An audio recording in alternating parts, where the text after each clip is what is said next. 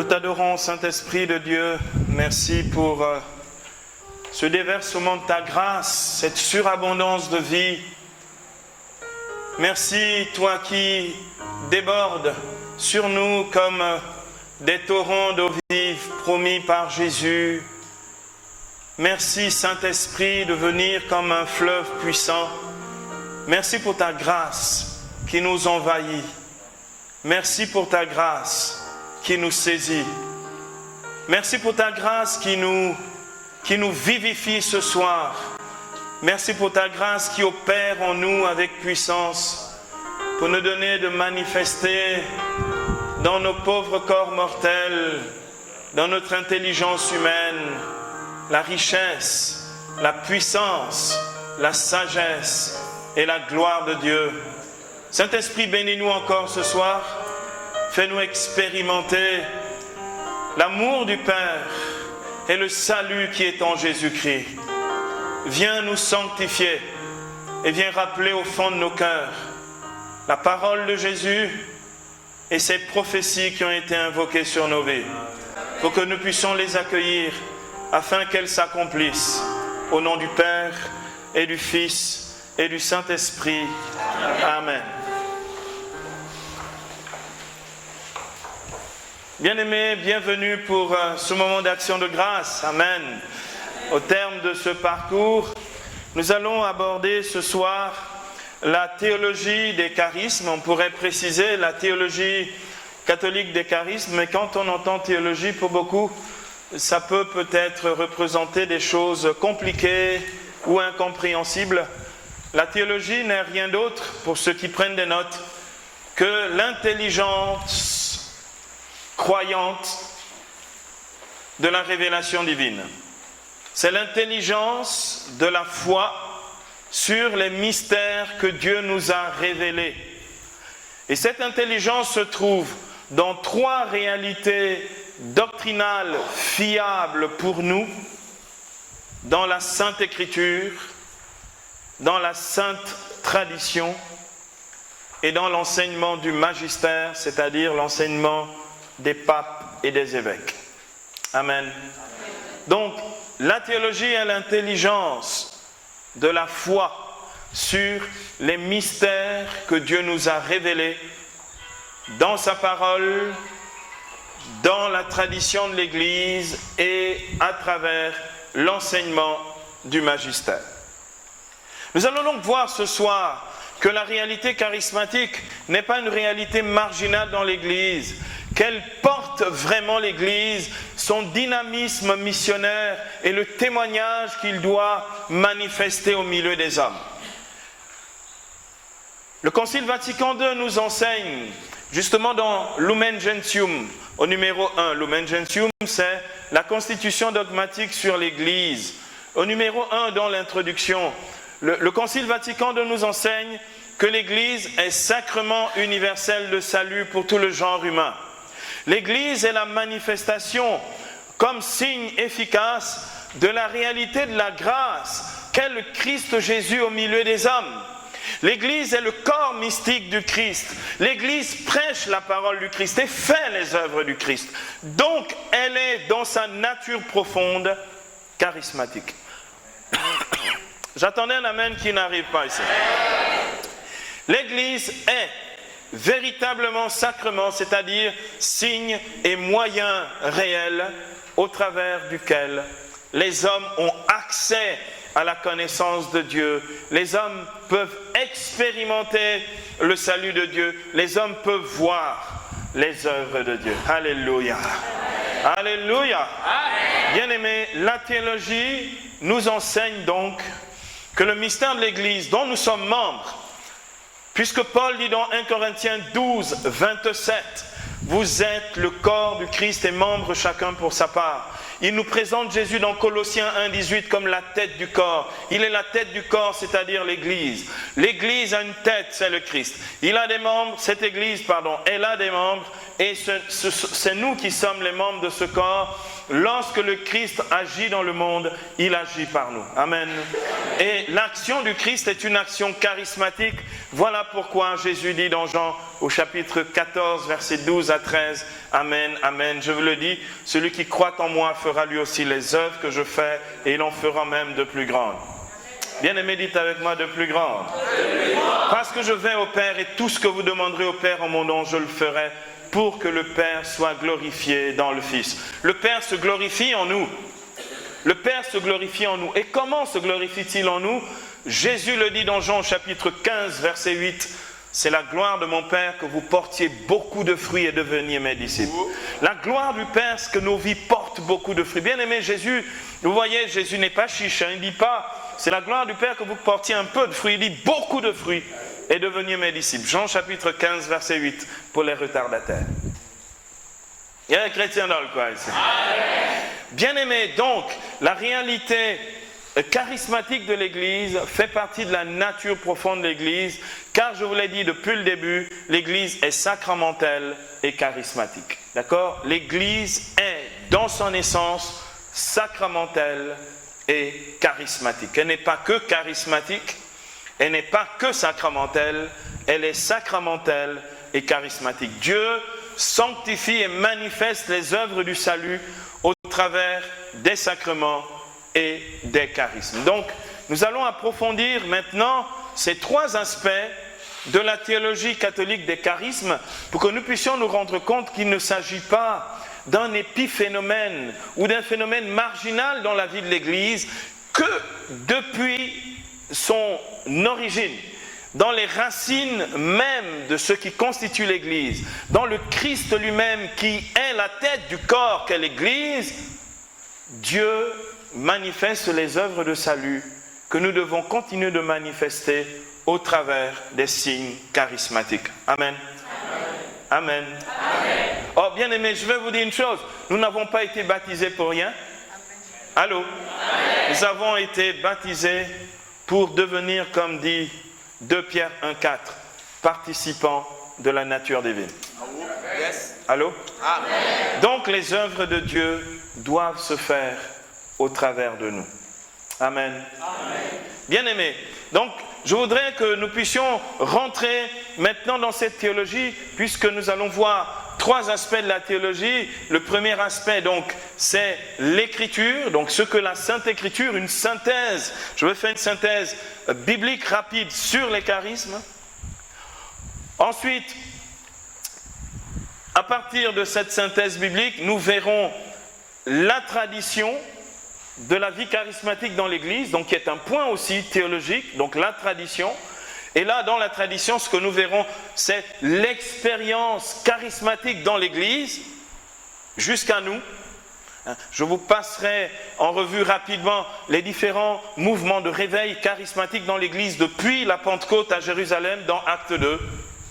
Ça nous fera un petit parcours historique où on va se rendre compte que ce n'est pas un phénomène d'aujourd'hui et que ce n'est pas juste quelques personnes dans l'Église qu'on appellerait des charismatiques qui ont droit au charisme, mais c'est toute l'Église qui vit charismatiquement depuis ses origines. Et puis enfin, nous verrons un troisième et dernier point, l'enseignement du magistère sur les charismes. Le magistère, je vous ai dit, ce sont les évêques, donc le pape et les évêques, cet enseignement officiel et autorisé de l'Église. Comme ça, vous aurez la doctrine dure de la foi sur les charismes. Amen. Amen.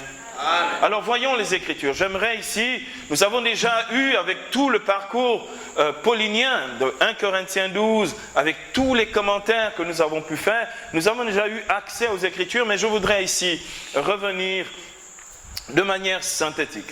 Alors, dans l'Écriture, l'annonce des charismes sur toute chair est faite dans l'Ancien Testament par le prophète Joël.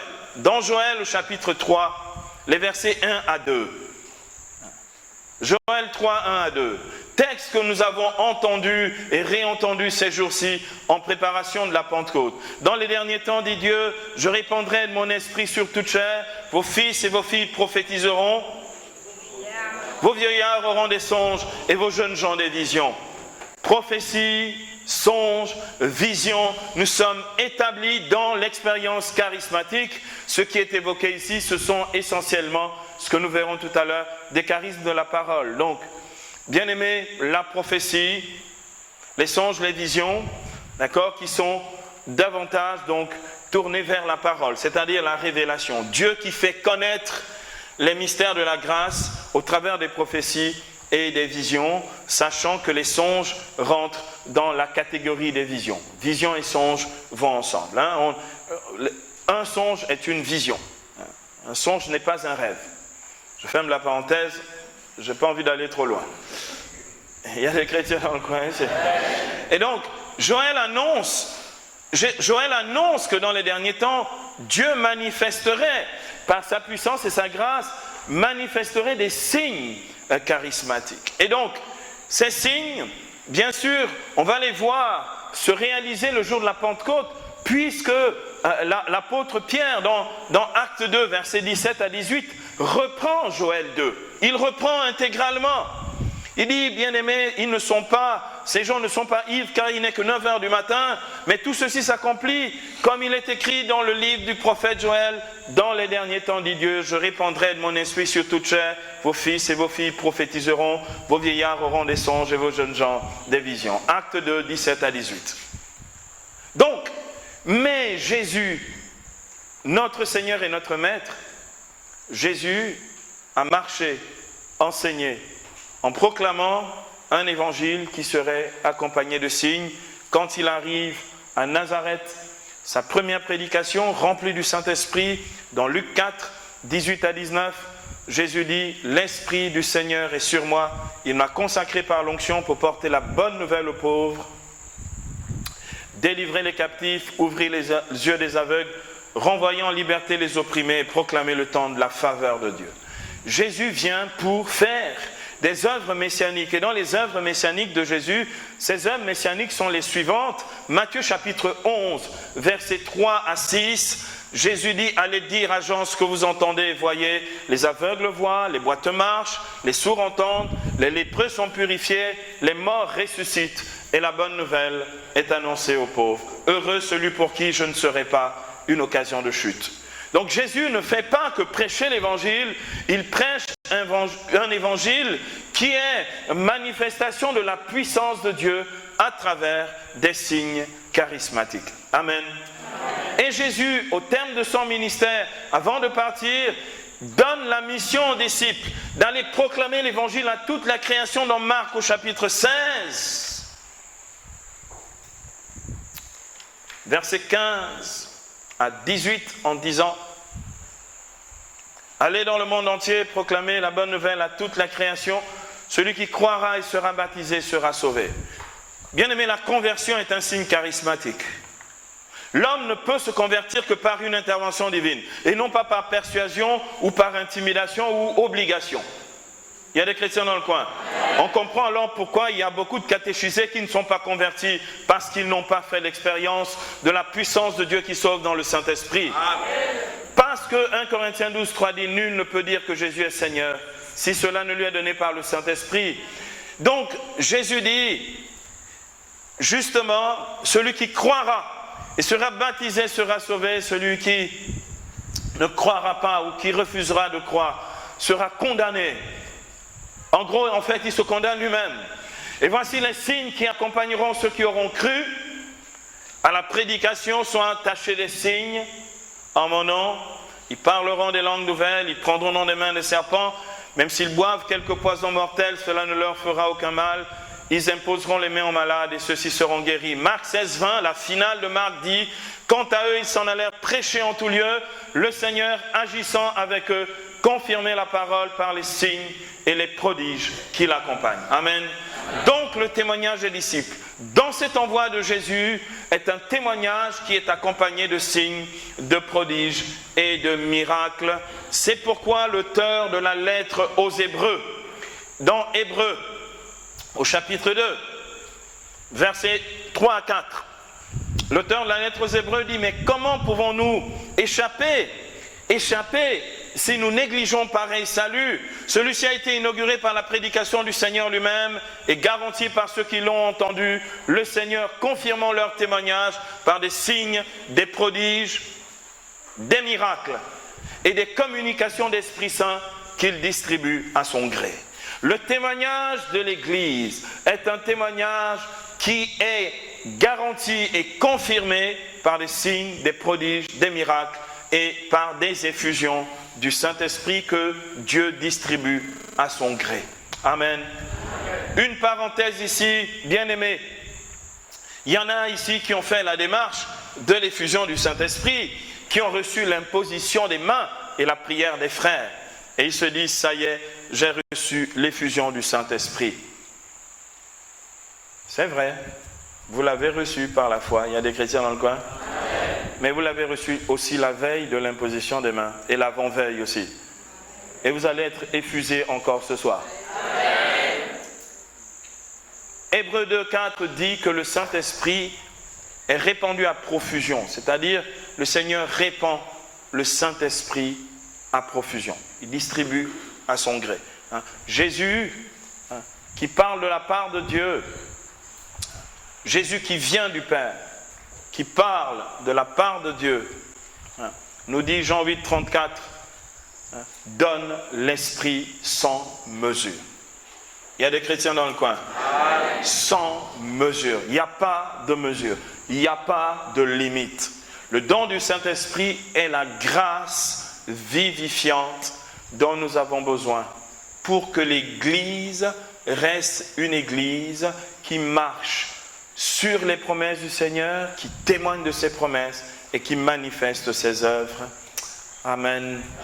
Bien-aimés, donc, Jésus envoie les disciples, il les envoie dans la puissance du Saint-Esprit et tout le livre des Actes des Apôtres nous déploie sous nos yeux, dans les 28 chapitres des Actes des Apôtres, comment est-ce que l'Église qui naît officiellement le jour de la Pentecôte, l'Église naît officiellement le jour de la Pentecôte dans la puissance du Saint-Esprit.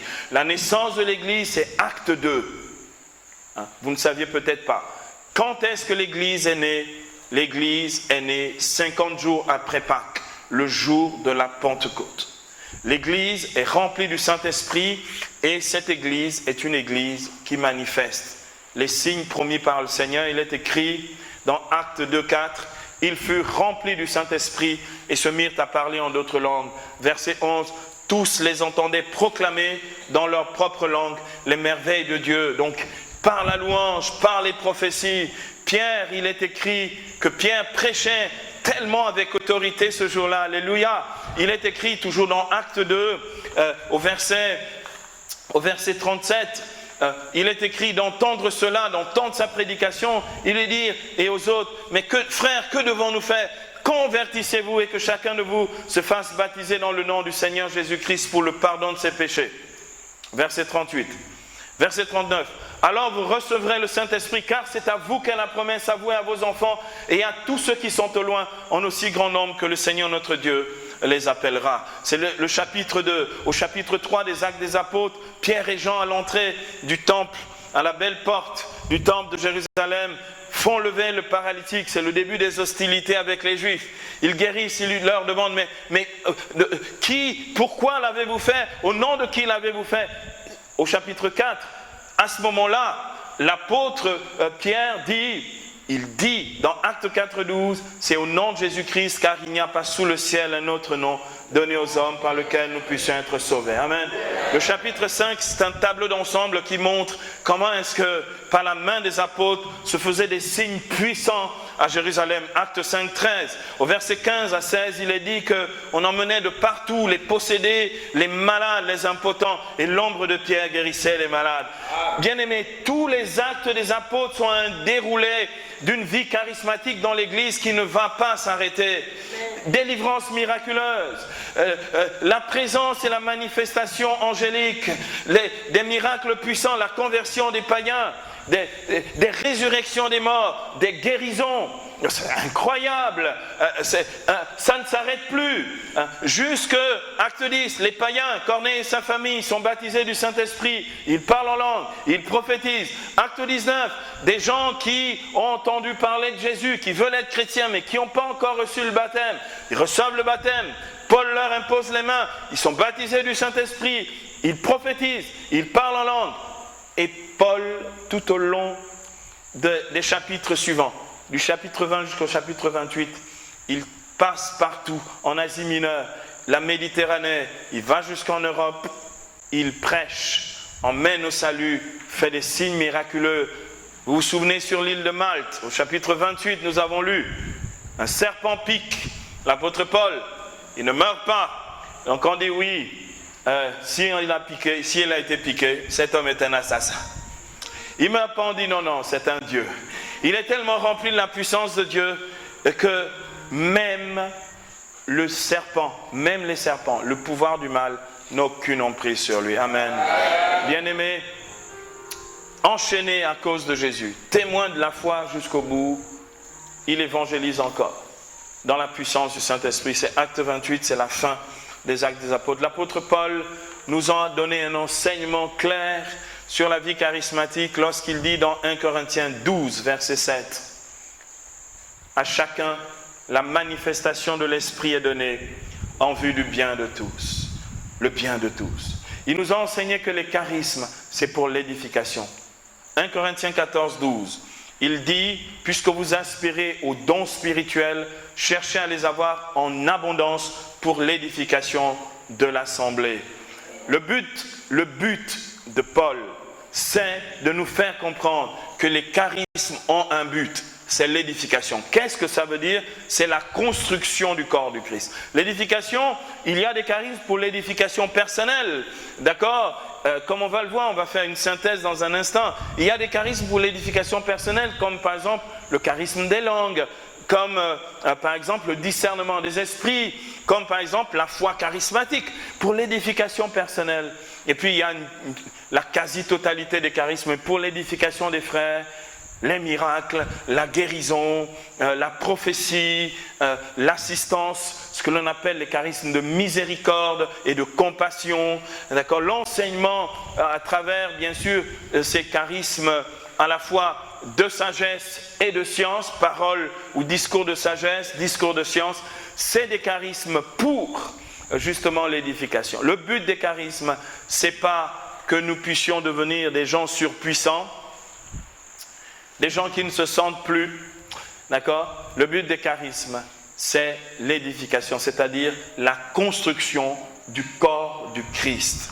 Alléluia. Amen. Bien-aimés, l'apôtre Paul nous a donc enseigné, il nous a déployé tout ce dispositif charismatique. L'apôtre Pierre confirmera en disant dans 1 Pierre 4, 10, « Bien-aimés, mettez-vous au service les uns des autres, comme de bons intendants de la grâce, la charisme multiforme de Dieu. Mettez-vous au service les uns des autres, comme de bons intendants de la grâce, de la charisme, de ces dons charismatiques, cette grâce multiforme de Dieu. » Donc, quelle que soit la forme que ça prend, à la suite de l'apôtre Paul qui dit que les charismes sont pour l'édification, édification personnelle, édification des assemblées, nous devons nous mettre au service des uns des autres. L'exercice des charismes est une pratique chrétienne de la charité. Il y a des chrétiens dans le coin. Il y en a qui disent non, moi je ne veux pas les charismes. Moi j'ai entendu quelqu'un une fois dire, quelqu'un a dit une fois, moi je ne veux pas tous les charismes. Parce que Dieu m'a déjà donné mon charisme. On dit alors tonton, c'est quoi ton charisme? Moi c'est la charité. Comme ça je ne suis pas orgueilleux. Il dit tu es déjà dedans puisque tu le dis. Il y a des chrétiens dans le coin ici. Bien-aimé, c'est pas je choisis ceci plutôt que cela. 1 Corinthiens 12, 11 dit, tout cela, c'est le même esprit qui le fait, distribuant ses dons à chacun comme il l'entend. Il y a des chrétiens ici, il y a des bons chrétiens ici qui entendent ça. Alléluia. Tout cela, bien-aimé, 1 Corinthiens 12, 11, c'est le même esprit qui le fait, distribuant ses dons à chacun comme il l'entend. Et donc, c'est pas je veux ça, moi j'ai plutôt la charité. Vous qui exercez les charismes, vous êtes des orgueilleux. Nous les charitables, qui soient ma caritas, nous sommes charitables et donc nous on n'a pas l'orgueil. Et chrétien dans le coin. Tes paroles te condamnent. Toi-même. Bien-aimés, c'est pourquoi l'apôtre Paul, et c'est la conclusion de tout ce dispositif sur la vie charismatique dans le Nouveau Testament. Je viens de vous faire un ramassé de la vie charismatique selon le Nouveau Testament. Dans 1 Thessaloniciens 5, 19 à 22. 1 Thessaloniciens 5, 19 à 22. L'apôtre Paul dit, n'éteignez pas l'esprit, ne dépréciez pas les dons de prophétie, mais vérifiez tout, ce qui est bon, retenez-le et gardez-vous de toute espèce de mal. Amen. Amen. Amen. L'apôtre dit, les charismes, oui, le discernement qui va avec aussi. Amen. Amen. Parce que, bien-aimés, il y a des faux charismes. Il y a de la falsification dans la vie charismatique. Il y a des charismes purement psychiques. Il y a des charismes qui sont des singeries diaboliques. Donc nous avons besoin de l'authenticité des charismes.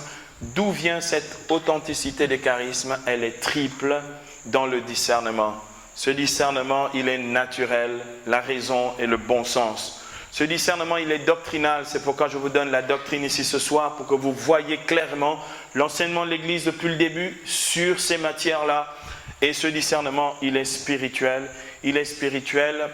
Et la dimension spirituelle de ce discernement, c'est la vérité et les fruits que nous portons dans la vie charismatique. La vérité qui vient du Saint-Esprit, parce qu'on ne peut pas falsifier la vérité de Dieu, et c'est elle qui met en lumière la fausseté et le mensonge, y compris dans l'exercice charismatique. Cette vérité se manifeste dans la vérité de nos vies. Ça s'appelle la cohérence, ça s'appelle le témoignage, ça s'appelle une vie qui porte du fruit à la gloire de Dieu. Amen. Amen. Alléluia. Bien-aimés, sur l'enseignement du Nouveau Testament, on va faire un peu du systématique maintenant, du point de vue biblique. On peut catégoriser 3 typologies de charisme. Il y a 3 types de charisme selon l'Écriture.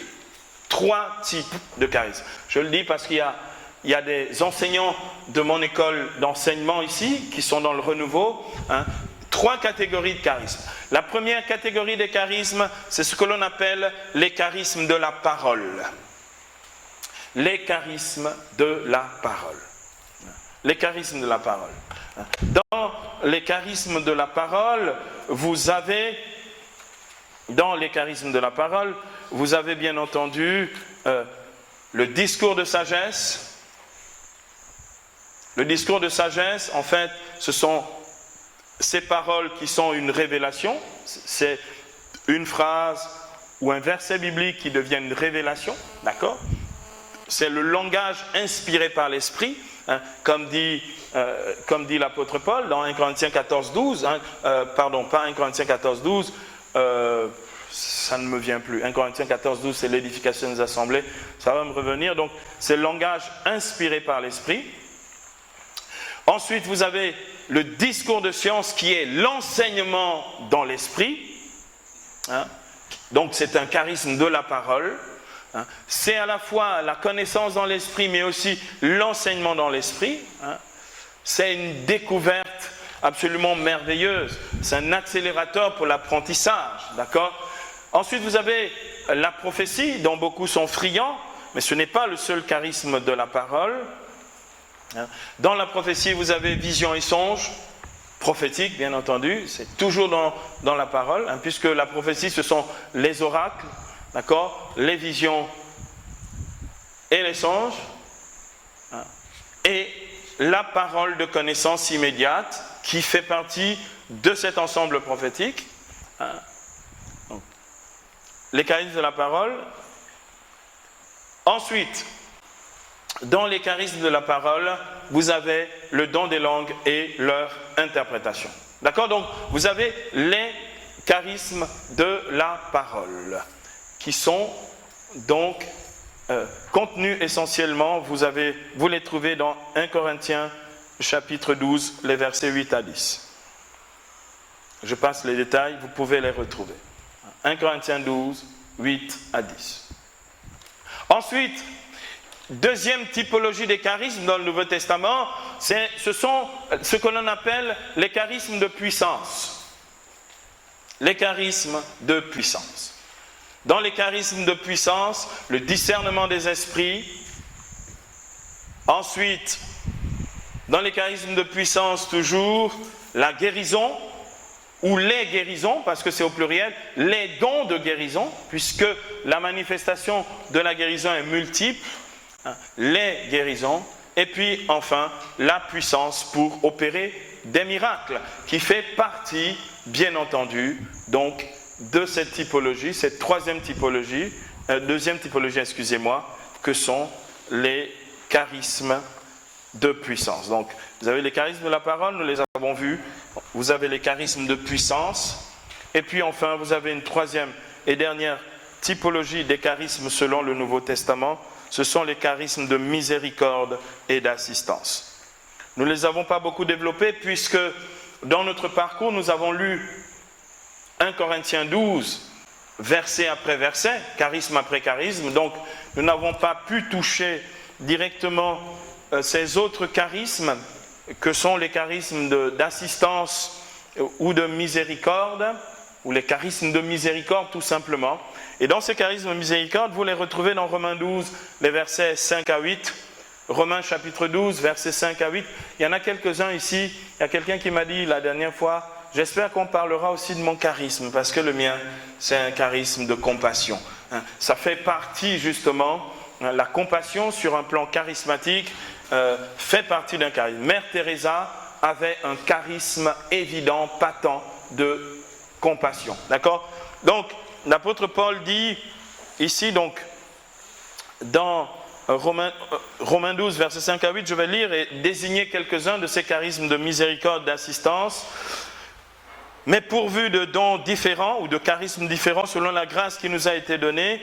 Si c'est le don de prophétie, bon, charisme de la parole, exerçons-le en proportion de notre foi. Si c'est le service, ça fait partie des charismes d'assistance, donc le service. Si c'est le service en servant, l'enseignement en enseignant, l'exhortation en exhortant, que celui qui donne le fasse sans calcul, celui qui préside avec diligence, celui qui exerce la miséricorde. Charisme de miséricorde, donc, en rayonnant de joie. D'accord ? Il y a un exercice charismatique qui s'appelle la miséricorde. C'est ce que l'on traduit aussi par la compassion. Donc, il y a donc dans le dispositif charismatique aussi donc des charismes d'assistance et de miséricorde. Je voulais que nous puissions donc voir très clairement, à partir du Nouveau Testament, je voulais que l'on puisse voir très très clairement cet enseignement de base, puisque l'Église nous enseigne dans Dei Verbum au numéro 24, et ça fait l'objet d'une thèse en théologie, l'Église nous enseigne que la Sainte Écriture est l'âme de la théologie. Et si nous voulons vraiment faire une théologie qui soit vraiment catholique, elle doit s'inspirer et se fonder sur la parole de Dieu. Il y a des chrétiens dans le coin ici. C'était donc notre premier point, c'était donc les charismes dans le Nouveau Testament. Puisque l'exercice charismatique qui est le nôtre est un exercice dans la Nouvelle Alliance, je sais que de temps en temps, je croise des gens qui se prennent pour le prophète Osée ou le prophète Amos. Ils s'habillent en guenilles comme des prophètes d'avant qui n'ont jamais vu, et ils parlent fort avec un bâton à la main. Il y en a comme ça qui jouent au prophète en disant « Je suis Moïse, je viens vous annoncer les oracles de Yahvé. » Bon, de temps en temps, vous avez un qui a pété les plombs, il a besoin d'une prière de guérison charismatique. Donc, bien aimé, je vais poursuivre donc notre approche donc de l'expérience et de la vie charismatique dans l'Église à travers un deuxième point, c'est l'expérience charismatique selon la tradition de l'Église. On va faire un peu d'histoire de l'Église, rapidement, à très grands traits, mais on va faire l'histoire des réveils spirituels dans l'Église, parce qu'il ne faut pas croire qu'on a attendu 1967 pour que quelques charismatiques américains commencent à parler en langue. On parle en langue comme ça depuis longtemps. Il y a des chrétiens dans le coin. Bien-aimés, donc nonobstant le Nouveau Testament que je viens de citer, maintenant il n'y a plus de secret pour vous. Bien-aimés, à partir du IIe siècle jusqu'au IVe siècle, il y a un mouvement de réveil charismatique. Ce mouvement de réveil charismatique, c'est ce que l'on a appelé la martyria. C'est le temps des martyrs. Le temps des martyrs était un temps d'expérience puissante du Saint-Esprit. Les chrétiens voulaient mourir martyrs. Pourquoi? Parce que dans le Nouveau Testament, le don du Saint-Esprit correspond au martyr, c'est-à-dire au témoignage. Le martyr, le témoignage suprême. Il est écrit dans Actes 1:8, vous allez recevoir une puissance, celle du Saint-Esprit qui surviendra sur vous, alors vous serez martyroi, vous serez mes témoins, vous serez des martyrs. À ce moment-là, les chrétiens se sont dit, c'est incroyable, comment ça se fait que quelqu'un de faible, de chétif, qui est peureux habituellement, lorsqu'il doit rentrer dans l'arène pour affronter les bêtes et lorsqu'il doit être déchiqueté ou dévoré, il a une force incroyable. On disait, dans cette période de l'histoire de l'Église, que le martyr était un charisme. C'est pourquoi les pères de l'Église de ce temps disaient, avant que les gens ne se fassent arrêter, ils disaient, donne ton sang et reçois l'Esprit. Alléluia. Amen. Les chrétiens disaient que lorsqu'ils versaient leur sang, ils faisaient une expérience puissante du Saint-Esprit. Pourquoi?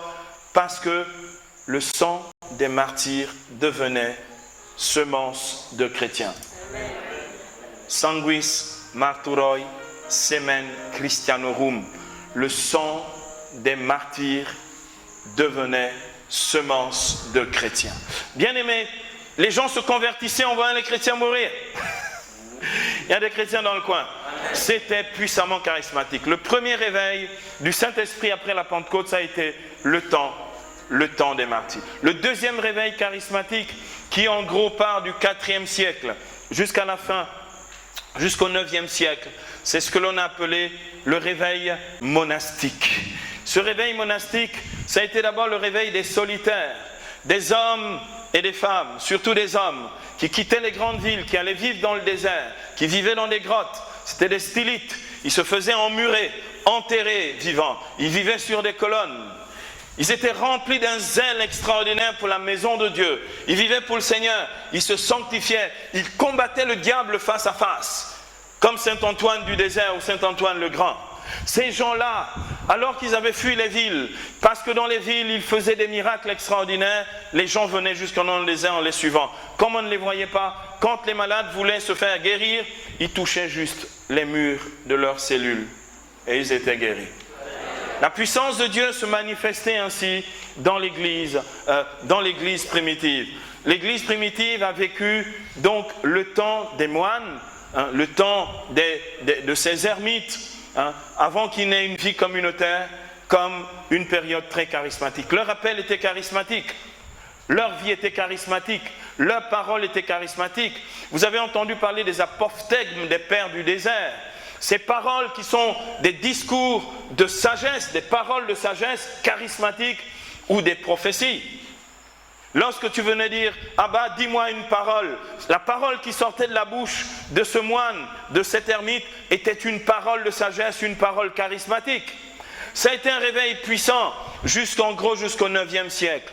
Et ensuite, bien aimé, à partir du 9e siècle jusqu'au 12e siècle, il y a eu un premier réveil monastique. Ça a été un réveil de prédicateurs qui faisaient des communautés. Ils reproduisaient la vie évangélique par la prédication. Un des plus grands, un des champions de cette époque, c'était Saint Bernard. Il a vécu au XIIe siècle, dans la fin de cette période. C'est un géant, un prédicateur. On l'appelait Docteur Melliflu. C'est-à-dire quand il parlait, c'est comme si sa bouche distillait le miel. Docteur Melliflu.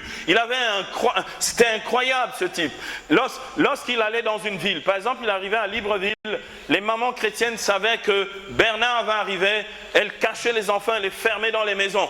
Pourquoi? Parce qu'une fois qu'ils avaient entendu Bernard, il arrivait tout seul dans une ville et il repartait avec 50 dans le monastère. Il y a des chrétiens dans le coin. Il avait une parole tellement puissante qu'il emmenait les jeunes gens à consacrer totalement leur... Oh, puisse Dieu nous donner des Saint Bernard. Docteur Melliflu. Et cet homme, c'était absolument incroyable. Il prêchait avec une puissance et une autorité extraordinaire. Et bien aimé, ensuite, il y a eu un grand réveil charismatique, un autre grand réveil charismatique à partir du XIIIe siècle, du XIIIe au XVe siècle. Ça a été le réveil de ce que l'on a appelé les ordres mendiants. C'est là où un certain Francesco se convertit au Seigneur devant une croix, où il entend Dieu lui dire « François, va reconstruire mon église ». Le gars commence à chanter en langue. Il chantait en langue. Il chantait une langue bizarre. Et il a composé le cantique des créatures. Il a chanté des choses incroyables. Alors, des fois, on l'entendait chanter dans un italien un peu francisé, parce que sa maman était française. Des fois, on l'entendait chanter une langue mystérieuse. Et puis, il a fait des convertis. Dans les convertis qui sont venus s'adjoindre à lui, il a eu des frères extraordinaires comme, oh mon Dieu, Saint Antoine de Padoue ou de Lisbonne. D'accord? Je vous ai déjà parlé de lui, un faiseur de miracles hors pair, un homme absolument charmant. Hein? Il parlait aux oiseaux comme Saint François. Il parlait aux poissons comme Saint François. Alléluia, gloire à Dieu. Quand les hommes ne veulent plus, la création aspire à la révélation des fils de Dieu, dit Romains 8. Et bien aimé donc, ces franciscains ont évangélisé et gagné des âmes, rempli des couvents, ils ont transformé des villes et fait que des villes deviennent des villes chrétiennes. L'autre ordre mendiant, ça a été un ordre de prédicateurs, ça s'appelle l'Ordo Predicatorum, l'ordre des Dominicains, l'ordre de Saint-Dominique, c'était des prédicateurs, des gens absolument incroyables. Saint-Dominique a prêché, il a fait des couvents, il a emmené l'intelligence de la foi, l'amour des Écritures. Saint-Dominique n'avait qu'une Bible. Saint-Dominique lisait la Bible. Il disait, la devise de Saint-Dominique, c'est parler avec Dieu et parler de Dieu. Il lisait la Bible, il se nourrissait de la parole et il prêchait la parole. Et cet homme était absolument incroyable. Un jour, un pauvre lui demande de l'argent, il n'a pas. Il dit, ce que j'ai, je te le donne. Il lui a donné sa Bible. Alors, ça a été vraiment la crise chez ses frères dominicains, parce que la règle des dominicains, c'était la Bible de Saint-Dominique, puisqu'il la notait de façon marginale sur les marges, il notait les enseignements qu'il leur faisait. Donc, les dominicains ont perdu leur règle primitive qui était la Bible de Saint-Dominique, mais il l'a fait charismatiquement pour aider un pauvre. C'est ce Saint-Dominique qui a pratiqué le don des langues avec les Allemands, vous vous souvenez, alors qu'il évangélise des Cathares d'origine allemande, lui qui est espagnol, le Saint-Esprit tombe sur lui, il leur parle en allemand, les gars se convertissent et reviennent dans l'église catholique. Le ministère était charismatique, c'était un réveil puissant. Saint-Dominique a eu plein de disciples. Ici, je ne vais citer qu'un seul, l'un des plus grands. Parmi les charismatiques dominicains, c'est un grand thaumaturge, il s'appelle Saint Vincent Ferrier, d'origine espagnole lui aussi, un grand prédicateur. Lui ne s'appelait pas citoyen du ciel, il s'appelait l'ange de l'Apocalypse. Il y a des chrétiens dans le coin ici. Bien aimé, c'est le gars qui prêchait du lever du soleil au coucher du soleil. Et quand il prêchait, il ne fallait pas qu'un corbillard passe devant lui. C'est le gars qui a eu plus de 20 résurrections des morts seulement de son vivant, son actif. Lorsqu'un corbillard passait devant lui, il disait « Arrêtez le corbillard » en pleine prédication. Et il criait « Je suis l'ange de l'Apocalypse. Au nom de Jésus-Christ, mort, reviens à la vie. » Des fois, il appelait tous les morts, il les appelait Lazare. « Lazare, reviens à la vie. » Alléluia. Puisse Dieu nous donner des Saint Vincent Ferrier. Bien-aimé, la vie charismatique a toujours été présente et active dans l'Église, avec des signes absolument extraordinaires. Saint Vincent Ferrier est un des derniers de cette époque qui va du XIIIe au XVe siècle, un des derniers qui a manifesté vraiment cette richesse de la grâce et de la puissance de Dieu. Bien-aimé, du XVIe au XVIIIe siècle, il y a eu un réveil absolument puissant. Ce réveil a été un réveil charismatique et mystique. Ce réveil charismatique et mystique vient d'Espagne. Il vient de la réforme de l'ordre du Carmel par Sainte Thérèse d'Avila et Saint Jean de la Croix.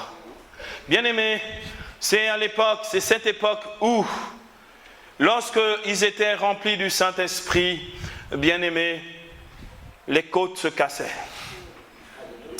Le feu de Dieu était tellement grand. Bien-aimés, deux exemples. Le premier, bien entendu, au XVIe siècle, c'est celui de Sainte Thérèse d'Avila. Elle était tellement pleine du feu de Dieu. Quand on a fait l'autopsie du cœur de Thérèse d'Avila, au moment de sa mort, il y avait des trous. On se demande comment elle vivait avec un cœur qui a des trous. Il y a des chrétiens dans le coin. Parce qu'une lance de feu venait charismatiquement, mais physiquement aussi, lui faire vivre la transverbération, le transpercement du cœur. Alléluia. Je ne sais pas s'il y en a ici qui sont friands d'expériences mystiques. Mais bien aimé, un de mes grands amis, vraiment qui est un fou de Dieu. Il vivait lui au XVIIe siècle. Oh, son nom m'échappe. Un copain à Saint-Ignace de Loyola. Son nom va me revenir. Comment? Non, ça va me revenir. Bien aimé, ça va me revenir. C'était un fou. Un fol en Christ. Lui, un soir, il va dans les catacombes dans le sud dans une catacombe dans le sud de Rome. Il va dans cette catacombe et dit, Saint-Esprit, je t'attends ce soir. C'était une Pentecôte. Il dit, je veux voir exactement comme dans les Actes des Apôtres au chapitre 2. Il dit, je ne bouge pas ici. Les martyrs sont morts ici, moi je reste là. J'attends et je veux voir ton feu. Il s'appelait Saint Philippe Néri. Bien aimé, il voit une boule de feu qui vient. Elle sort. Elle rentre dans son cœur. Il a le cœur, il a les côtes qui se cassent parce que son cœur se dilate et devient gros. Il tombe dans le repos dans l'esprit, il reste un peu comme dans le coma pendant un moment. Il dit c'est le coma, mais ce n'était pas un coma. Il était dans un repos dans l'esprit, mais très très puissant. Le gars, pour sortir de là, on le transportait vraiment très très difficilement. Et il est sorti de là, on l'a emmené parce qu'il est resté là jusqu'au lendemain, rempli du Saint-Esprit et complètement travaillé par le Saint-Esprit. C'était le type, c'était un prêtre, c'était le prêtre des jeunes à Rome. Il aimait bien il aimait bien être avec les artistes et tout. C'était un prêtre, il avait un tel rayonnement de sainteté qu'on voulait en faire un cardinal. Il dit, moi je ne veux pas être cardinal, je veux être avec les pauvres dans les rues. Et comme il voyait qu'il faisait tellement de miracles que les gens voulaient en faire un demi-dieu, il s'est coupé la barbe à moitié. Un côté la barbe, l'autre côté, il n'y avait pas la barbe. Un jour, une femme lui a dit, oh mon père, vous êtes un saint. Il lui a filé une claque monumentale. Ça s'est répandu partout dans Rome. Ne dites pas que c'est un saint, il va vous frapper. C'était un vrai charismatique. Alléluia. Et bien aimé, donc, Saint Philippe Néri, c'était le type, il se promenait toujours avec son chat. Parce que quand il commençait à célébrer la messe, il rentrait en extase. Il était saisi par Dieu. Quand il touchait, il cherchait. S'il touche le chat, il revient à la réalité. S'il ne touche pas, le chat s'est promené. Bon. Donc le sacristain allait faire les courses, nettoyer la paroisse, revenir pour la fin de la messe. Parce que quand il venait, il était toujours suspendu. Il pouvait rester là pendant au moins 4 heures. Dans la présence de Dieu, rempli du Saint-Esprit. Il y a des chrétiens dans le coin ici. Donc il avait besoin du chat. Il a besoin de son chat. Bien aimé, souvent, il y a quelques années, on critiquait beaucoup les expériences comme le repos dans l'esprit. On disait, mais il y a trop de repos dans l'esprit. Pourquoi il y a tous ces phénomènes charismatiques? Bien aimé, dans le réveil mystique du 16e, 17e siècle, 18e siècle, nos histoires de repos dans l'esprit, c'était petit. Quand tu rentrais dans l'église, tu arrivais dans une chapelle comme la nôtre, dans les chapelles des couvents et des monastères. Ils étaient tous en lévitation, c'est-à-dire tous à 2 mètres du sol. Et ils restaient là pendant des heures. Quand ils avaient été visités du Saint-Esprit, ils redescendaient et se prosternaient devant le Seigneur. Ils avaient des dons de bilocation. Ils pouvaient être dans 2 endroits en même temps pour faire les œuvres de Dieu. Alléluia. Ils faisaient des miracles de manière absolument ordinaire. C'était normal que dans l'église, il y ait des miracles. Il y a des chrétiens dans le coin. Et puis il y a eu une phase obscure, un peu sombre. À partir du 18e et 19e siècle, on est rentré dans une espèce de rationalisation de la foi où la vie charismatique a été réduite simplement à la vie de sainteté. Les charismatiques, c'était les saints. C'est pourquoi on a été brouillé dans l'histoire de l'Église et on a cru qu'il fallait être saint pour être charismatique. Donc, parce que c'était une période très très difficile, une période de rationalisme où on pensait que être un bon chrétien, c'était d'en avoir plein dans la tête. Et Dieu, oh alléluia, Dieu a fait en sorte que l'Église réalise qu'elle ne pouvait pas vivre sans le Saint-Esprit. Bien-aimés, à la fin du 19e siècle, donc là je rentre dans le 19e siècle, un siècle de transition. Il y avait une religieuse qui a fondé une congrégation à Rome, elle est bien heureuse, Elena Guerra. Elle a fondé une congrégation au beau nom, la congrégation des Sœurs du Saint-Esprit. Il y avait un Alsacien, un prêtre alsacien, un certain François-Marie Liberman. Lui aussi, dans la même période, a fondé une congrégation qui s'appelait la congrégation des Pères du Saint-Esprit. On les appelle les Spiritains. Les chrétiens dans le coin ici. Et cette sœur, Elena Guerra, est allée trouver le pape Jean XXIII, le vieux pape Jean XXIII. Il lui a dit, excusez-moi, pas Jean XXIII, Léon XIII, je me suis trompé d'époque. Il est allé trouver le pape Léon XIII. Il a dit au pape Léon XIII, il faut consacrer le XXe siècle au Saint-Esprit. Le pape ne répondait pas là-bas à ses lettres. Elle a débarqué au Vatican, elle a dit, je veux voir le Saint-Père. Elle a dit, Saint-Père, le Saint-Esprit m'a dit, qu'une dame de feu, le Seigneur Saint-Esprit m'a dit, il faut consacrer le XXe siècle au Saint-Esprit. Le pape Léon XIII, à cette occasion, a écrit une lettre encyclique sur justement l'œuvre du Saint-Esprit. Et la nuit de la transition entre le 19e et le 20e siècle, le pape, le 1er janvier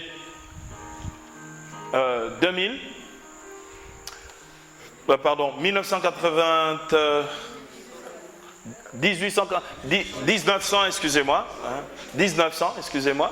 voilà, le pape, le 1er janvier donc, le pape fait une prière où il consacre le monde entier au Saint-Esprit. C'est à partir de ce moment-là que le XXe siècle a vu successivement 4 grandes phases ou 4 grandes vagues de réveil spirituel charismatique. La première grande vague qui va en gros, on va dire, de 1900 à 1950, cette première grande vague de réveil a été un renouveau,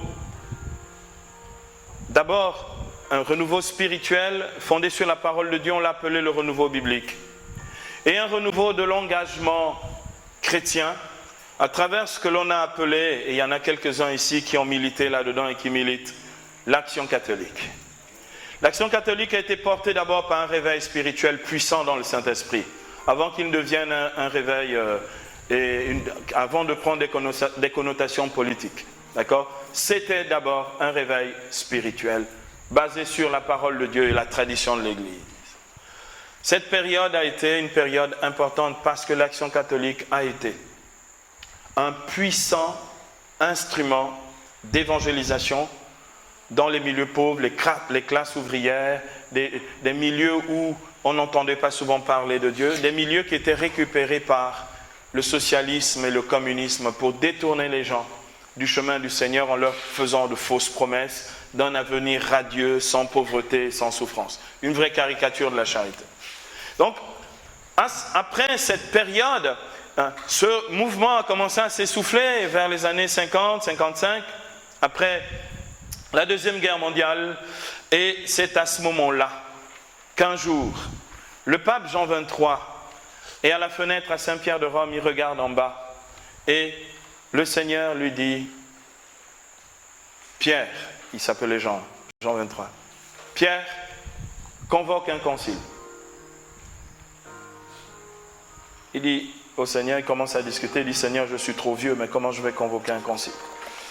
Le Seigneur lui dit, convoque un concile. On est en 1959, et en 1959, donc à la fin donc, des années 50, le pape Jean XXIII va faire une prière qu'il appelle la prière des frères séparés, une prière œcuménique pour demander une nouvelle Pentecôte dans l'Église.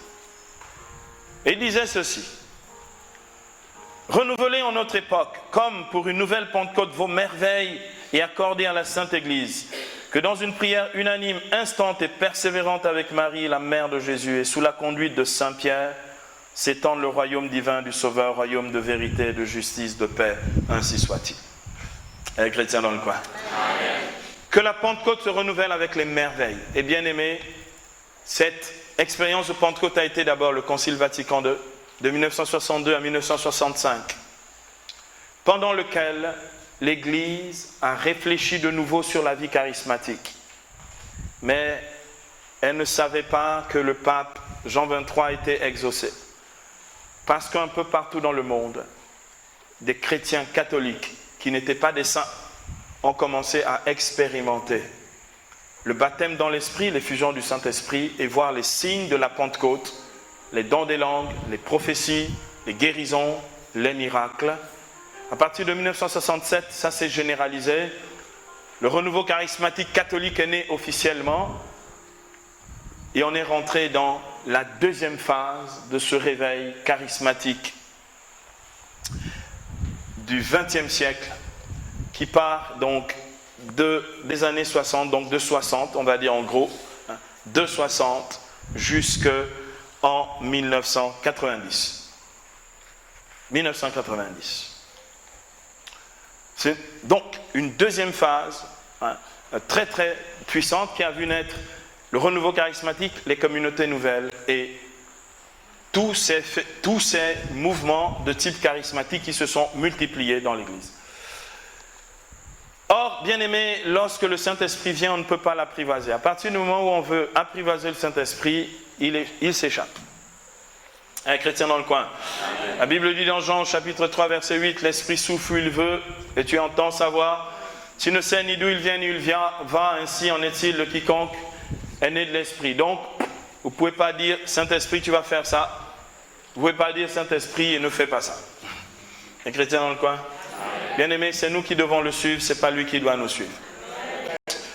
Et donc, troisième phase de ce réveil, c'était en 1998, pendant l'année consacrée au Saint-Esprit pour la préparation au grand jubilé de l'an 2000.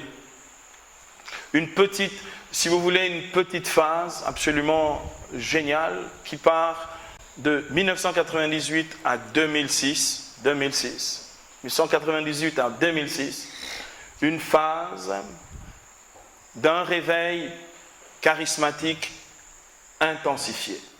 Il y a une intensification. En 1998, pendant l'année consacrée au Saint-Esprit, le pape Jean-Paul II a rappelé dans un grand enseignement aux communautés nouvelles, aux nouveaux mouvements ecclésiaux et renouveau charismatique, le pape Jean-Paul II a rappelé que les deux dimensions coessentielles de l'Église sont, donc ce qui fait la nature, l'essence de l'Église, les deux dimensions coessentielles sont la dimension institutionnelle, sacramentelle donc, et la dimension charismatique. L'Église vit de ces deux poumons que sont cette dimension sacramentelle ou institutionnelle, apostolique et la dimension charismatique. Et donc, bien aimé, c'est important de le savoir. Lorsqu'on dit vous les charismatiques, vous dites oui, vous aussi les charismatiques. Celui qui refuse d'être charismatique dans l'Église refuse d'être dans l'Église. Il y a des chrétiens dans le coin. Celui qui, retenez bien, celui qui refuse les charismatiques dans l'Église refuse d'être dans l'Église. Il s'exclut lui-même. Si quelqu'un, vous les charismatiques, vous dites vous aussi les charismatiques non pratiquants, mais charismatiques quand même. Il y a des chrétiens dans le coin ici. Vous avez une série de gens qui se disent chrétiens non pratiquants. Oui, vous avez des chrétiens non pratiquants. Quand vous avez des charismatiques non pratiquants, mais tant pis pour eux parce qu'il vaut mieux pratiquer. Alléluia. Gloire à Dieu pour les pratiquants. Bien-aimés, je voudrais ensuite dire qu'il y a une quatrième phase, donc, qui commence en 2006 et qui intensifie encore les phases précédentes. C'est le mouvement charismatique dans lequel nous nous situons aujourd'hui, que j'ai appelé le mouvement de la gloire, où Dieu nous donne d'expérimenter ce dont parle l'apôtre Paul dans 2 Corinthiens au chapitre 3, versets 17 à 18. 2 Corinthiens 3, 17 à 18. Le Seigneur, c'est l'Esprit, dit l'apôtre. Et là où est l'Esprit du Seigneur, là aussi est la liberté. Et nous-mêmes qui le visage découvert, réfléchissons comme en un miroir la gloire du Seigneur, nous sommes transfigurés par cette même image, allant de gloire en gloire, comme par le Seigneur qui est Esprit. L'œuvre du Saint-Esprit, l'intensification de l'œuvre du Saint-Esprit est une œuvre de gloire. Amen. Alléluia. Amen. Bien-aimés, la Bible dit dans Romains au chapitre 8, verset 17, la parole de Dieu déclare à ce propos que nous sommes héritiers de Dieu et qu'héritiers du Christ, à condition de souffrir avec lui pour avoir aussi part à sa gloire. Romains, chapitre 8, verset 30 dit ce que Dieu a appelé, il les a justifiés, ce qu'il a justifié, il leur a donné la gloire. Amen. Nous-mêmes qui le visage découvert, réfléchissons comme en un miroir la gloire du Seigneur, nous sommes transfigurés par cette même image, allant de gloire en gloire, comme par le Seigneur qui est Esprit, le Saint-Esprit nous emmène de gloire en gloire. Dites avec moi, gloire en gloire. Bien-aimé, Dieu nous emmène là-dedans. Bien-aimés, pour conclure ici ce chapitre sur la tradition, j'aimerais vous lire 2 textes rapidement. Le premier de ces textes, c'est un texte du XIVe siècle, un texte d'un bienheureux dominicain. Il s'appelle le bienheureux Ruysbrock l'Admirable. C'était un Hollandais. Et ce saint, ce mystique, ce charismatique du XIVe siècle nous raconte simplement une assemblée charismatique du XIVe siècle. J'aimerais que vous puissiez voir comment ça se passait dans une assemblée charismatique du XIVe siècle. Bien aimé, vous allez vous rendre compte que ça n'a rien de différent de notre assemblée de vendredi soir. Il y a des chrétiens dans le coin ici. C'est dans un livre intitulé « L'ornement des noces spirituelles » qu'il a écrit dans un chapitre 19e, sur l'ivresse spirituelle, l'ivresse du Saint-Esprit. Depuis les Actes des Apôtres, au XIVe siècle, quand on commence, on ne s'arrête plus. Il écrit ceci: « De la joie décrite précédemment naît une ivresse spirituelle qui consiste pour l'homme à être encore plus rempli d'une savoureuse douceur et d'une gaieté spirituelle à un tel point que ni le cœur, ni le désir ne peuvent souhaiter ou contenir. L'ivresse spirituelle produit 1000 phénomènes étranges, dit Ruysbrock l'Admirable. Alors que certains chantent et louent Dieu dans un excès de joie, d'autres versent des larmes à profusion à cause de la grande allégresse de leur cœur. » Ah, alléluia. Chez ceux-ci, on voit se produire une grande agitation dans tous leurs membres, qui les pousse à courir, sauter, danser. Chez ceux-là, l'ivresse est si grande qu'elle leur fait battre des mains et applaudir. L'un crie à haute voix et manifeste ainsi la surabondance qu'il ressent à l'intérieur. L'autre, au contraire, reste muet, se plonge dans les délices qu'il éprouve dans tout son être. On est parfois tenté de croire que tous ont la même expérience, ou bien au contraire, on s'imagine que personne n'a jamais goûté ce que l'on est en train d'expérimenter en soi-même. Il semble qu'il est impossible de voir disparaître cette joie et que de fait, qu'on ne la perdra jamais. Parfois, on pense que Dieu est pour nous seuls et qu'il n'appartient à personne d'autre qu'à nous. Bien aimé, c'est l'expérience d'effusion du Saint-Esprit. Alléluia. D'autres fois, on se demande avec admiration quelle est cette joie, d'où vient-elle et ce qui nous arrive. C'est là la vie la plus délicieuse qu'un homme peut connaître sur la terre, en raison de la joie expérimentée. Et parfois, les joies sont si grandes que le cœur croit voler en éclats. Alléluia. Bien aimé, une assemblée charismatique glorieuse du XIVe siècle. Ils ne nous ont pas attendus pour vivre ces ivresses du Saint-Esprit. Amen. Bien-aimé, le cardinal Charles Journet, l'un des plus grands spécialistes du mystère de l'Église au XXe siècle, qui a été même spécialiste au Concile Vatican II, dans un ouvrage, le grand livre qu'il a écrit, c'est vraiment son maître ouvrage, intitulé L'Église du Verbe incarné, il nous décrit aussi les signes à venir que nous vivons aujourd'hui dans l'expérience charismatique. Il disait, les missions invisibles ravivent le feu apporté par les missions visibles. Vous connaissez désormais les missions visibles du Saint-Esprit et invisibles. Les missions visibles sont les sacrements et les charismes. Les missions invisibles, ce sont les dons et les vertus théologales pour notre sanctification. Amen. Amen. Amen. Donc le cardinal Journet disait ceci, que à certains moments, ces missions se font plus intenses et plus merveilleuses. De grandes effusions de lumière et d'amour accompagnées de miracles et de prophéties descendent sur l'Église militante. C'est peut-être aux plus sombres époques, quand des milliers d'âmes apostasient, blasphèment Dieu, abandonnent la foi, que le Saint-Esprit, sans vouloir racheter par l'intensité de la ferveur et la fréquence de l'héroïsme, les pertes subies en nombre et en extension. La raison de ces rythmes nous échappe. On ne sait pas pourquoi. Il y a successivement ces réveils, mais on les constate, en particulier lorsque l'Église commence à sombrer dans la tiédeur ou que les gens abandonnent la foi.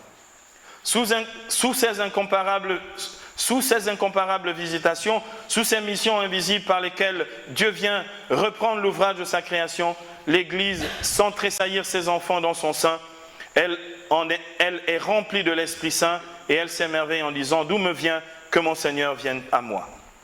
Cette touche divine enflamme son cœur, lui donne un élan toujours nouveau. L'Église est ainsi la patrie des renouvellements spirituels. J'aime bien cette définition de l'Église. L'Église est la patrie des renouvellements spirituels. Alléluia. Amen. Elle est la seule fontaine de jeunesse, nous dit le cardinal Journet. Au moment décisif de son histoire, le Saint-Esprit viendra au secours de son Église par des voies exceptionnelles. Il suscitera en elle des miracles de force, de lumière, de pureté. Dans la hiérarchie ou dans le peuple fidèle, des hommes et des femmes se lèveront. Ils auront pour annoncer leur message tant de netteté dans la voix, tant de sainteté dans le cœur que le monde croira réentendre les apôtres. Alléluia. Amen. C'est notre temps, bien-aimés. Ils feront des miracles, discerneront les esprits, parleront en langue. Ils seront les vrais prophètes. Ils prophétiseront pour éclairer à la lumière de la révélation le mouvement de leur époque et les besoins des hommes.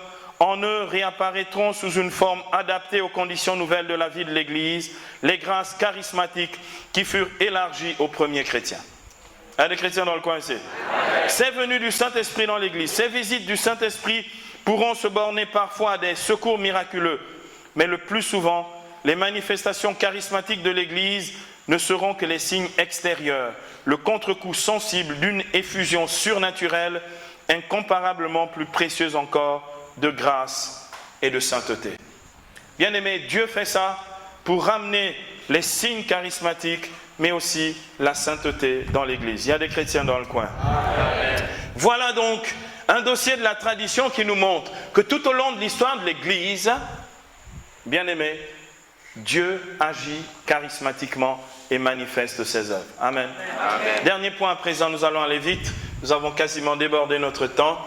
Bien-aimé, c'est la vie charismatique à travers l'enseignement de l'Église ou l'enseignement du magistère de l'Église. Vous pouvez simplement mettre l'enseignement du magistère.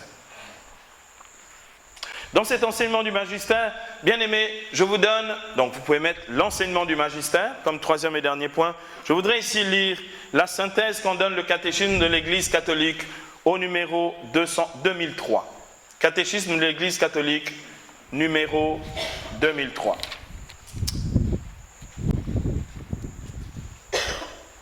Le catéchisme nous dit ceci. La grâce est d'abord et principalement le don de l'Esprit qui nous justifie et nous sanctifie. Mais la grâce comprend aussi les dons que l'Esprit nous accorde pour nous associer à son œuvre, pour nous rendre capables de collaborer au salut des autres et à la croissance du corps du Christ, l'Église. Ce sont les grâces sacramentelles, dons propres aux différents sacrements. Ce sont en outre les grâces spéciales appelées aussi charisme, suivant le même terme employé par saint Paul, et qui signifie faveur, don gratuit, bienfait. Charisme, faveur, don gratuit et bienfait. D'accord? Donc, le catéchisme définit donc les charismes par faveur, don gratuit et bienfait. Quel que soit leur caractère parfois extraordinaire, comme le don des miracles ou des langues, les charismes sont ordonnés à la grâce sanctifiante et ont pour but le bien commun de l'Église. Ils sont au service de la charité qui édifie l'Église. Donc, le catéchisme de l'Église catholique au numéro 2003 nous dit, avec les dons sacramentels ou les sacrements, Dieu nous fait aussi la grâce de dons charismatiques. Et ces dons charismatiques sont ordonnés à la grâce sanctifiante, donc pour la sanctification et pour l'édification de l'Église. Donc 3 choses dans ce paragraphe 2003 du catéchisme de l'Église catholique. Dieu accorde des dons charismatiques. Ces dons charismatiques, ils sont pour notre sanctification et ces dons charismatiques sont aussi pour notre édification. Voilà. Bien-aimés, nous allons conclure. Et j'aimerais conclure ici avec un florilège de textes du magistère pour notre édification. Et dans ces textes, je vais lire le texte fondateur de la doctrine des charismes dans l'Église, c'est Lumen Gentium numéro 12. Vous abrégez LG numéro 12. Vatican II, LG numéro 12. Vatican II. Donc c'est l'enseignement de Vatican II. Le même Saint-Esprit, dit le Concile, ne se borne pas à sanctifier le peuple de Dieu par les sacrements et les ministères, à le conduire et à lui donner l'ornement des vertus. Il distribue aussi parmi les fidèles de tous ordres, répartissant ses dons à son gré à chacun, les grâces spéciales qui rendent aptes et disponibles pour assurer les diverses charges et offices utiles au renouvellement et au développement de l'Église. Suivant ce qu'il est dit, c'est toujours pour le bien commun que les dons de l'Esprit se manifestent dans un homme. Ces grâces, des plus éclatantes aux plus simples et aux plus largement diffusées, doivent être reçues avec action de grâce et apporter consolation, étant avant tout ajustées aux nécessités de l'Église et destinées à y répondre. L'Église en a besoin. Il y a des chrétiens dans le coin. L'Église en a besoin. Dans un texte sur l'apostolat des laïcs, au numéro 3, toujours dans le Concile Vatican II, apostolat des laïcs, au numéro 3. Donc ça concerne tous les fidèles, les baptisés. Dans l'apostolat des laïcs au numéro 3, il est écrit ceci: pour l'exercice de cet apostolat, le Saint-Esprit qui sanctifie le peuple de Dieu par les sacrements et le ministère accorde en outre aux fidèles des dons particuliers, les répartissant à chacun comme il l'entend, pour que tous et chacun selon la grâce reçue se mettent au service des autres, soient eux-mêmes comme de bons intendants de la grâce multiforme de Dieu, en vue de l'édification du corps tout entier dans la charité. De la réception de ces charismes, même les plus simples, résulte pour chacun des croyants le droit et le devoir d'exercer ces dons dans l'Église et dans le monde pour le bien des hommes et l'édification de l'Église.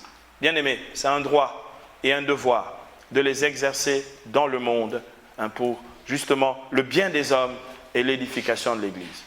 C'est l'Église qui nous enseigne ça. Apostolat des laïcs numéro 3. Bien-aimés, allons-y un peu plus loin. Voici ce que disait le pape Paul VI à propos justement de ces dons charismatiques. Il disait: l'esprit est charismatique, prophétique, libre et libérateur. Nous ne pouvons certes que nous féliciter de cette prééminence ainsi reconnue à l'Esprit Saint qui par sa grâce fait vivre, éclaire, guide et sanctifie l'Église. Donc l'esprit est charismatique, prophétique, libre et libérateur. Il faut noter ça, bien-aimés. Charismatique, prophétique, libre et libérateur. Au milieu du matérialisme qui règne aujourd'hui et qui éloigne tant d'âmes des réalités spirituelles, cette priorité donnée au charisme de l'esprit est digne d'éloge. Priorité. La vie charismatique dans un monde matérialiste. Le monde matérialiste a besoin de voir des miracles pour revenir aux choses spirituelles. Il y a des chrétiens dans le coin. Ce que dit le pape Paul VI ici, le bienheureux pape Paul VI.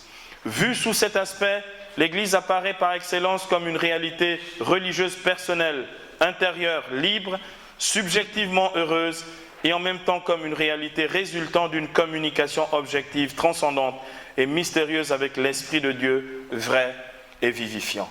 L'Église est le lieu où se manifeste l'Esprit vivifiant. Amen. Le pape Benoît XVI disait ceci, je ne peux pas ne pas citer le dernier des grands théologiens de Vatican II. Le pape Benoît XVI disait, bien évidemment, souligner l'exigence de l'unité ne signifie pas affirmer que l'on doit uniformiser ou niveler la vie ecclésiale selon une unique façon d'agir.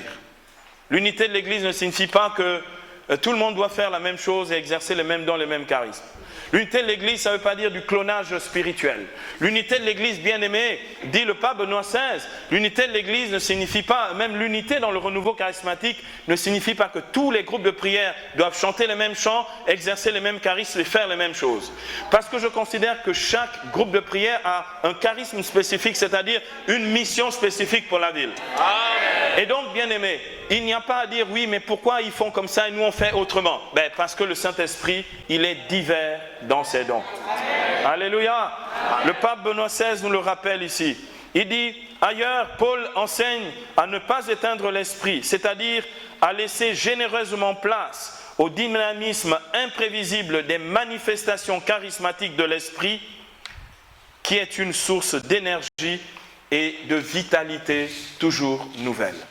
L'Église a besoin de cette énergie, de cette force et de cette vitalité qui vient de la vie charismatique. Il dit, alors j'aime bien ce qu'il dit, laissez généreusement place au dynamisme imprévisible des manifestations charismatiques.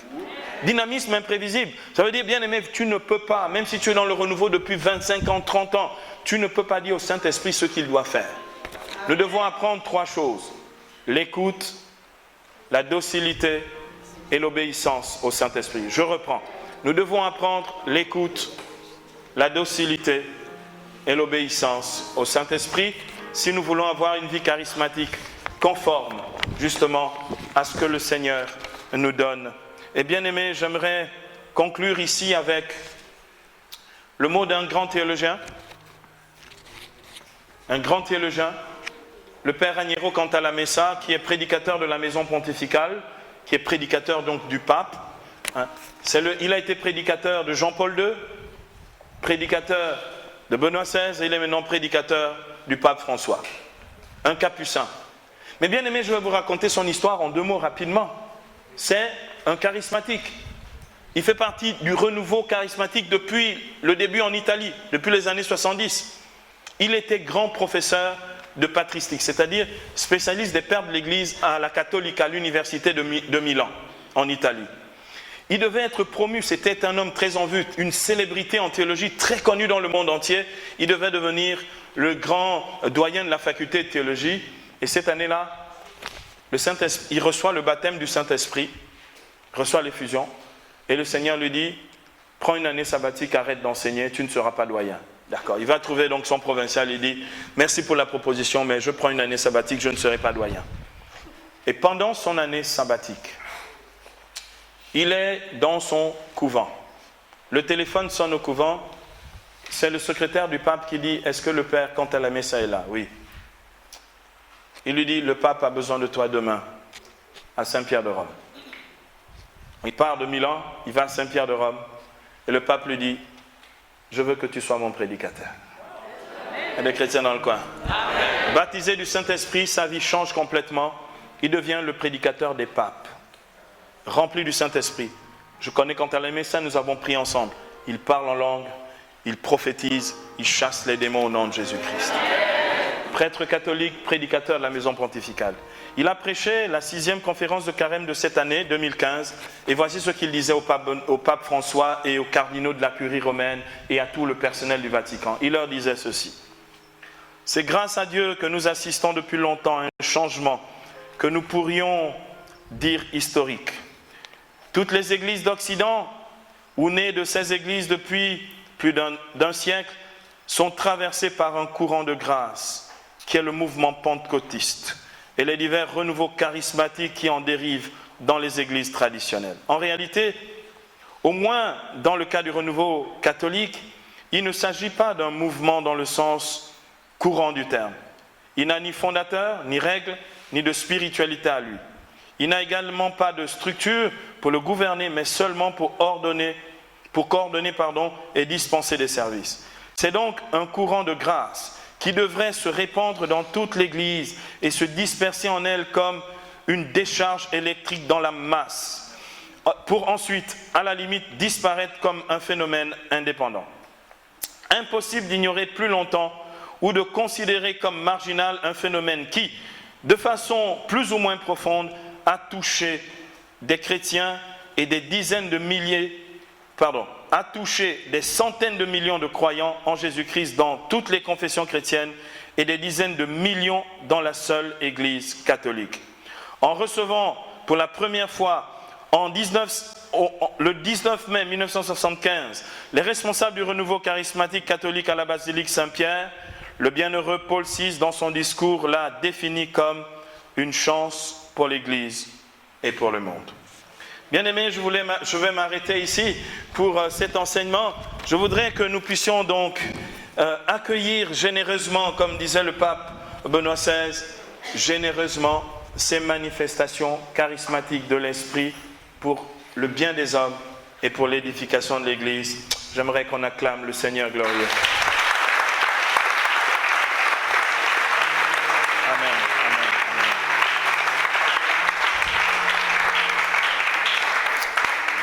Bien-aimés, nous allons prier un tout petit peu, si vous voulez.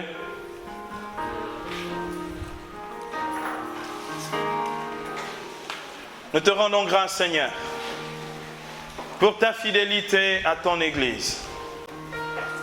Nous te rendons grâce, Père, pour la promesse du Saint-Esprit. Nous te rendons grâce, Seigneur Jésus-Christ, toi, le ressuscité, qui donne l'Esprit sans mesure. Nous te rendons grâce pour l'accomplissement de cette promesse. Tu nous as dit, Seigneur, il est avantageux pour vous que je m'en aille, car si je ne pars pas, le Saint-Esprit ne viendra pas. Mais si je pars, il viendra et sera avec vous.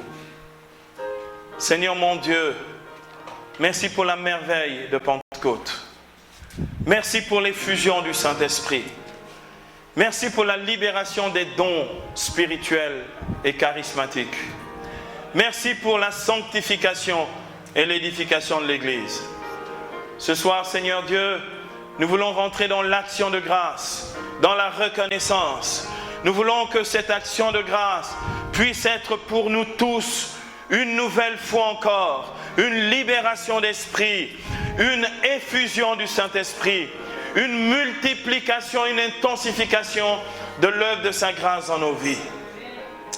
Oh bien-aimés, nous allons lever les mains vers le ciel, nos mains en signe d'adoration devant le Seigneur, devant le trône de sa grâce. Et chacun là où il est, dans sa propre langue, comme cela lui sera inspiré, faisons monter vers le Seigneur l'action de grâce, la reconnaissance, le merci, l'amen, l'alléluia pour ces dons. Alléluia, béni sois-tu mon Dieu. Gloire, honneur, louange, puissance, richesse, sainteté, majesté, honneur, gloire, gloire, gloire. Gloire à ton Saint-Nom mon Dieu. Merci pour le Saint-Esprit. Merci pour l'effusion de son amour. Merci pour les œuvres de sa grâce. Alléluia, merci pour le murmure de l'Esprit. Merci pour les signes, les prodiges, les miracles. Alléluia, merci pour ta grâce. Merci pour ta gloire. Honneur, louange, puissance, richesse, action de grâce, bénédiction, Seigneur de gloire. Korimbakata sherendenge bahototo sharene. Imbaka hotondenge denge bahata kata sherendenge na. Orembangandanga gante ke sherenge denge hotokota. Isarandanga mbagata kahotokoto shote kendende. Imbamba katote shende ke tembo gata kababa sarende. O keringe baba baba sokoronde gende ke baba sokorondo. O rembamba koto shaka tete ke bahototo. Oh alléluia Saint-Esprit. Saint-Esprit de Dieu. Alléluia, Saint-Esprit de Dieu. Alléluia, Saint-Esprit de Dieu. Alléluia, Saint-Esprit de Dieu. Sois élevé, sois honoré, sois sanctifié. Alléluia, nous te chantons, Saint-Esprit. Merci, Saint-Esprit de Dieu.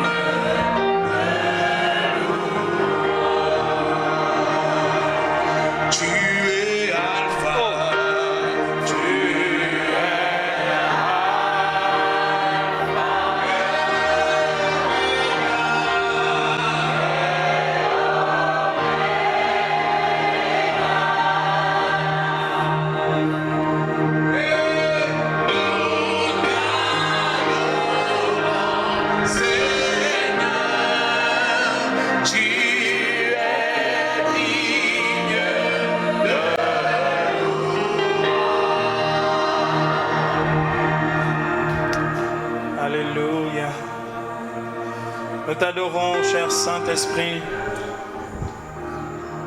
T'adorons, divin Paraclet, onction de Dieu. Oh, nous t'adorons, nous t'aimons, cher Saint-Esprit. Merci pour l'onction de ta présence qui coule sur nous ce soir comme un parfum. Oh, Saint-Esprit de Dieu, imprègne nos vies encore. Oh, alléluia, saisis-nous.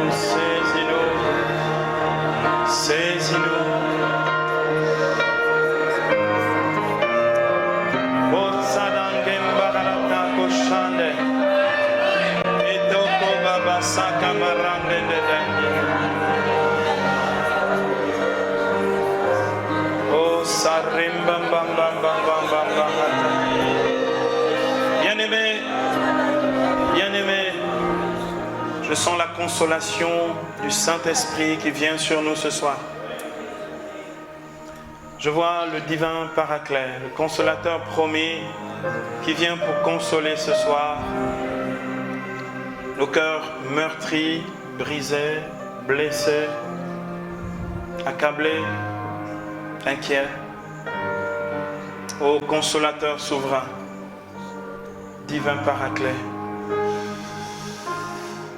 saisis nos cœurs et nos pensées ce soir.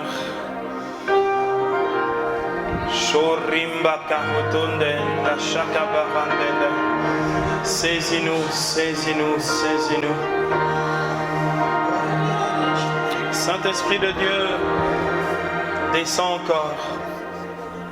Descends jusqu'à la racine de ce qui nous trouble, nous inquiète, nous angoisse, nous accable, nous oppresse. Descends encore. Envahis. Viens, onction de Dieu. Viens, onction de Dieu. Oh, viens. Maranatha, Saint-Esprit.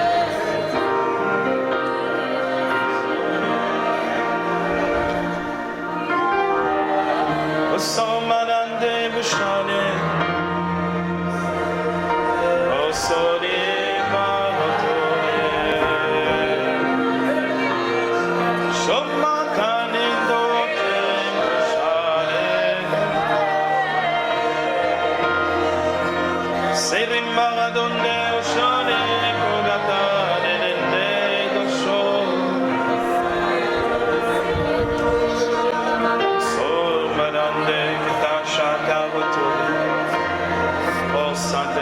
Saint-Esprit.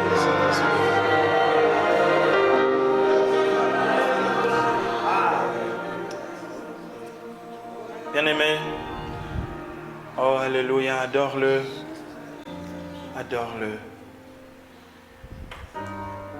Laisse-toi aimer par le Seigneur. Laisse cet amour te guérir, te fortifier, te transformer, te bonifier, te sanctifier. Ô Saint-Esprit de Dieu, nous avons besoin de toi.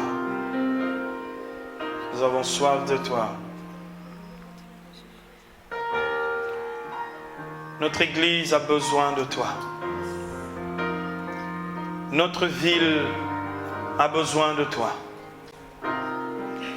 Ce pays du Gabon a besoin de toi. Ce continent d'Afrique a besoin de toi. Le monde a besoin de toi. L'univers entier a besoin de toi. A besoin de toi.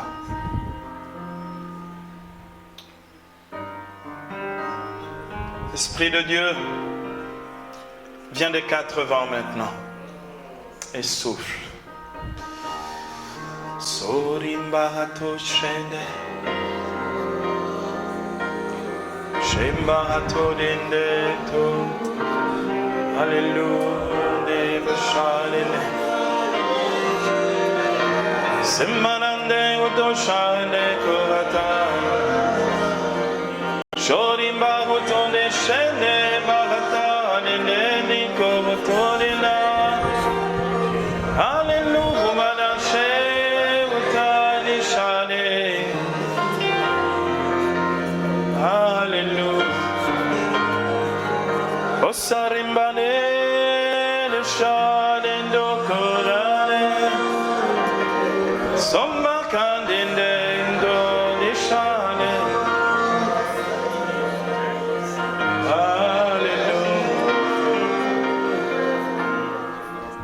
Bien-aimés, nous allons rentrer maintenant dans une intercession prophétique avant de nous séparer pour que s'accélère et s'intensifie ce mouvement de réveil spirituel par le Saint-Esprit dans notre ville, dans notre Église et dans ce pays. Amen. Seigneur Saint-Esprit, nous voulons au cœur de cette ville, en ce saint lieu, ce soir, accueillir pour nous-mêmes, pour nos familles, pour notre pays, pour cette ville de Libreville, pour chacune des 9 provinces du Gabon. Nous voulons accueillir maintenant, ce réveil glorieux et puissant du Saint-Esprit. Nous voulons qu'il visite chacune de nos paroisses, chacun de nos quartiers. Nous voulons qu'il libère sa puissance, sa grâce, sa gloire et ses dons dans chacune des paroisses, dans la vie des prêtres, dans la vie des évêques, dans la vie des consacrés, dans la vie de tous les fidèles. Nous appelons la puissance du Saint-Esprit et la multiplication de ses œuvres sur les groupes de prière charismatiques du renouveau, sur les groupes de prière charismatiques de nos paroisses, sur les mouvements, sur les communautés ecclésiales de base. Saint-Esprit de Dieu, libère-toi. Libère-toi, libère ta puissance, libère ta grâce. Oh bien-aimés, prions maintenant dans le Saint-Esprit.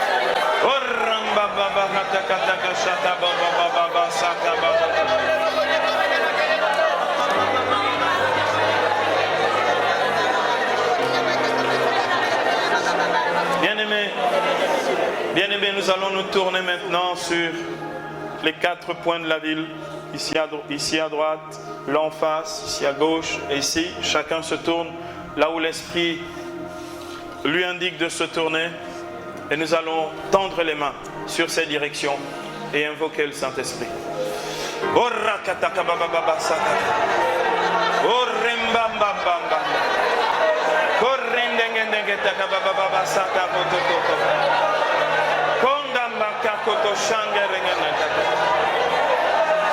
Souffle, souffle, souffle.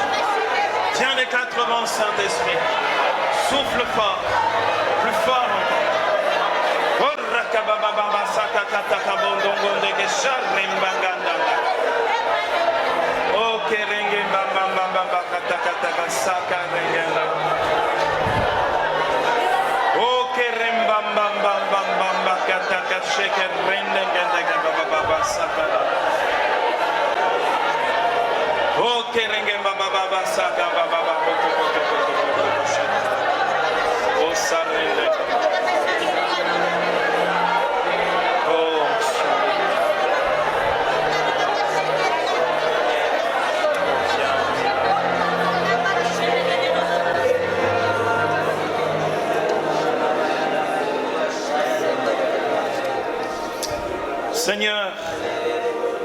Nous voulons accueillir ton règne ce soir, de nouveau dans cette ville, par le Saint-Esprit.